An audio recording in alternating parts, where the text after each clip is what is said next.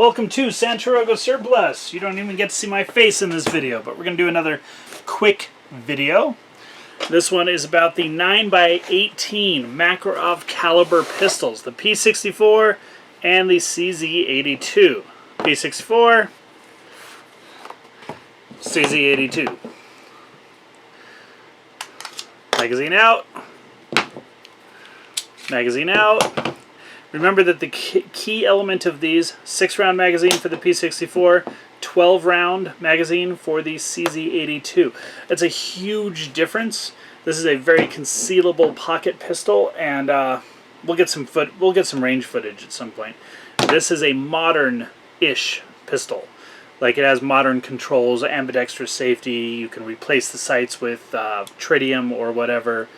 Very modern-ish. We'll take them both apart real quick. 6 plus 1 is 7, so this is the Glock 34 of the Soviet world, and this is the Glock 19 of the Soviet world. Magazine's off to the side. Alright. Pistols are clear. Check, check, check. I'm doing a visual check. You can't see it. Check, check, check. Good to go. This is cellular envelope. 9mm Makarov ammunition. It's excellent ammunition. I sometimes prefer to use FMJs for anything less powerful than a 9mm because velocity is an issue and expansion doesn't always happen. So these are a fine defensive round. So is the Red Army Standard Polish production, which this is what a 900 round case looks like. Okay, pretty heavy. Pretty beefy. Inside, because this is what you actually see pictures of, are the red boxes. They're 150 rounds each.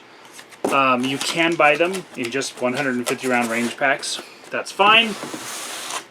The price is going up as I speak. I literally checked the price yesterday, and it was $299 for the Red Army Standard, which is brass cased, reloadable. And today it is $320 at the same website. Alright? Brass, and then they're usually brass plated FMJs. As far as I know, they are not bimetal, but we have a magnet, so we can go ahead and check. Yeah, not bimetal. Nope. Alright, that's what it looks like. It's a slightly fatter, it's a visually fatter round because it's a 9.65 or a 3.65 9mm instead of a 3.56 9mm. That's it. To disassemble the P64. The P64, once again, is a single action, double action firearm. You can pull the trigger with the camera not cocked, off safe, and fire your first round. After that, the slide will rack and cock the hammer, and then it is first single action after the first round for all the following rounds. Single action is very pleasant on these. Recoil is not.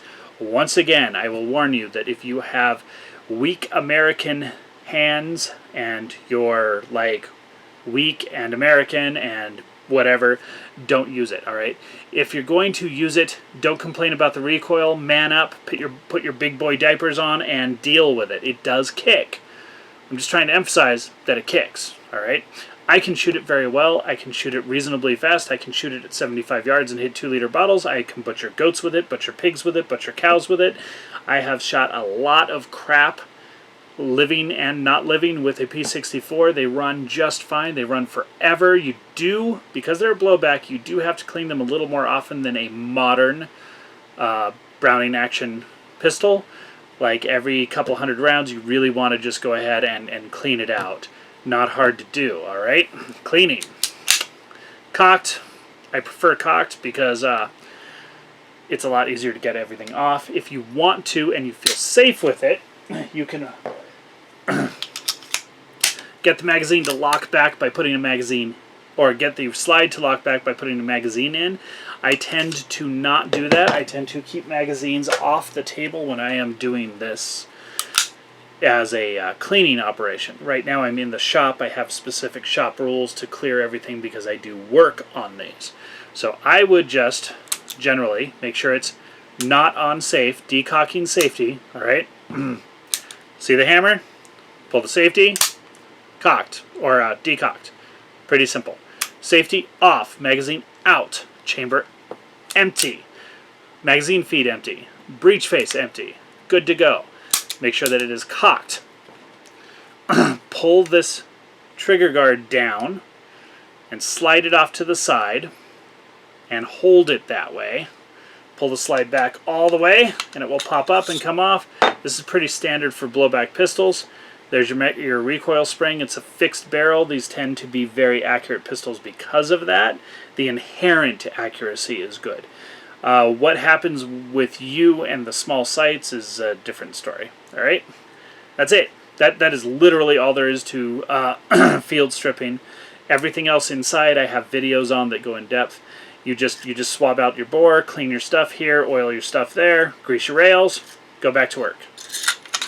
Pull it on like that. You just got to pull back far enough to get it slid down on the rails. Trigger guard comes back up. Good to go. Done. CZ82 is not actually any more complicated. The parts inside are much more complicated. I'm not going to get into that right now. But once again, no magazine. All right. This one, you have a manual slide catch. So I'm going to put that up. Lock the slide back. Now, check the chamber, check the breech face, check your magazine well, you're good to go. All right. This one has a click. Pull the trigger guard down and it will click. All right. Now you do not have to release the slide catch because it'll release on its own. Pull it back a little extra and you can take it off. The way this works, since we have this one out, when we pop that up, there's a little piece right here that blocks the slide from going back all the way. And that is why it doesn't fly apart on recoil.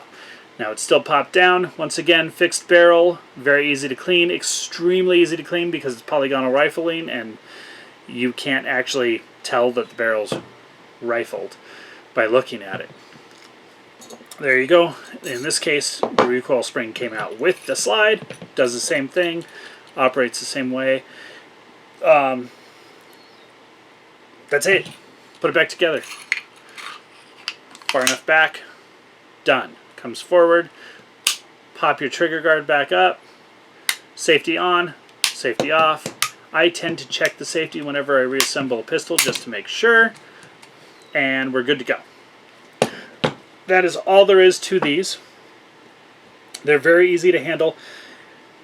There's nothing to mess with. Okay, if you want to play gunsmithing games, there is a spring kit that you can get for this that will make the double action trigger pull a little bit nicer.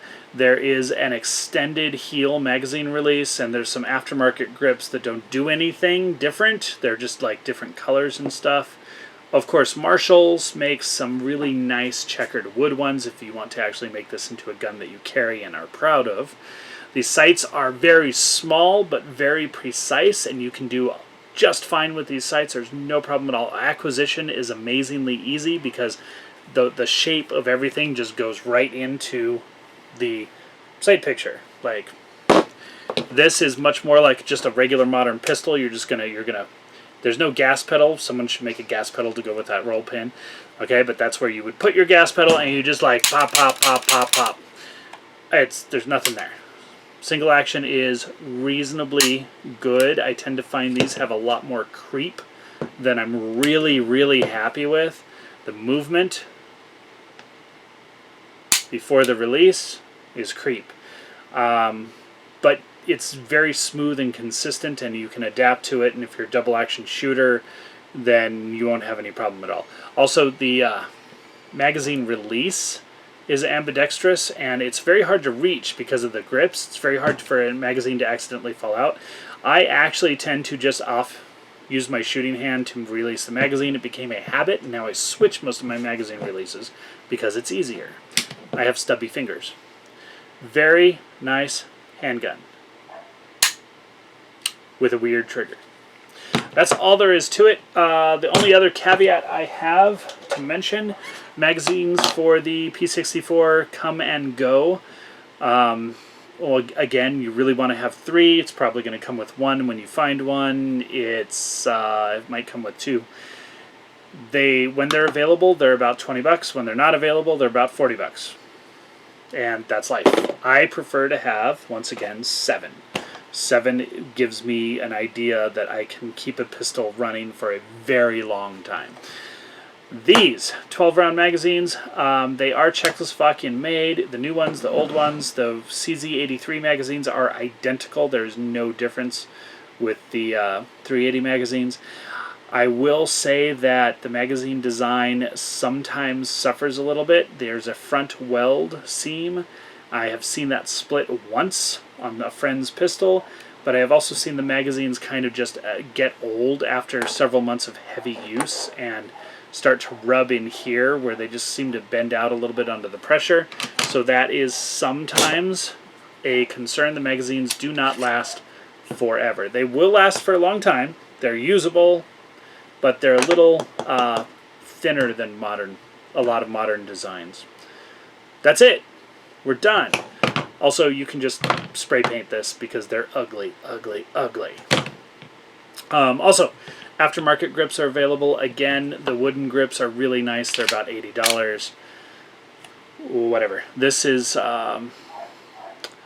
again, last I checked, these were running in the $300 to $350 range, but, you know, these crept up in price. You know, $200 to $300 plus.